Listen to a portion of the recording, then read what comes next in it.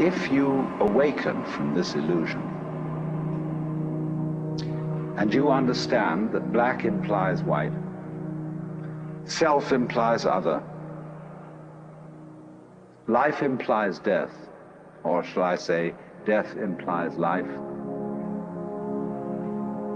you can feel yourself not as a stranger in the world, not as something here on probation, not as something that has arrived here by fluke, but you can begin to feel your own existence as absolutely fundamental. What you are basically, deep, deep down, far, far in, is simply the fabric and structure of existence itself. So, say in Hindu mythology, they say that the world is the drama of God. God is not something in Hindu mythology with a white beard that sits on a throne and that has royal prerogatives. God in Indian mythology is the self, Sat Chit Ananda, which means Sat, that which is, Chit, that which is consciousness, that which is Ananda is bliss. And in other words,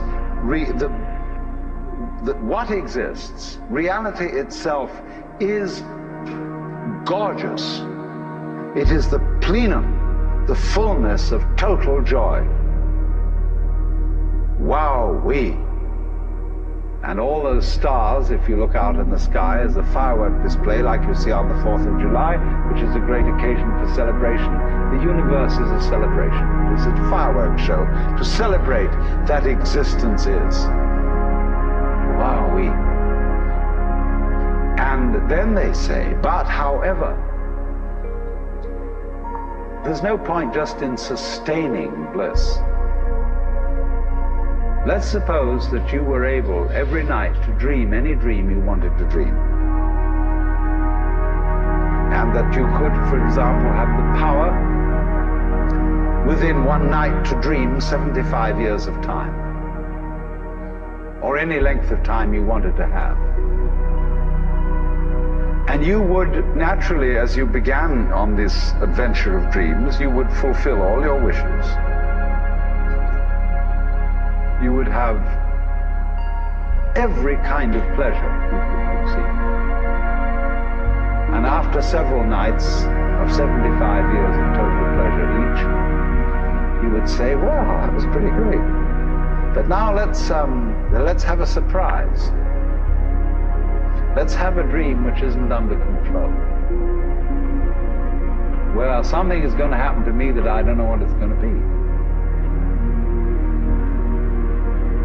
And you would dig that and come out of that and say, wow, that was a close shave, wasn't it? And then you would get more and more adventurous, and you would make further and further out gambles as to what you would dream. And finally, you would dream where you are now. You would dream the dream of living the life that you are actually living today. That would be within the infinite multiplicity of choices you would have, of playing that you weren't God. Because the whole nature of the Godhead, according to this idea, is to play that he's not. The first thing he says to himself is, man, get lost. Because he gives himself away. The nature of love is self-abandonment, not clinging to oneself, throwing yourself out, as in, for example, in basketball, you're always getting rid of the ball. You say to the other fellow, have a ball, see? And that keeps things moving. That's the nature of life. So in this idea then, everybody is fundamentally the ultimate reality.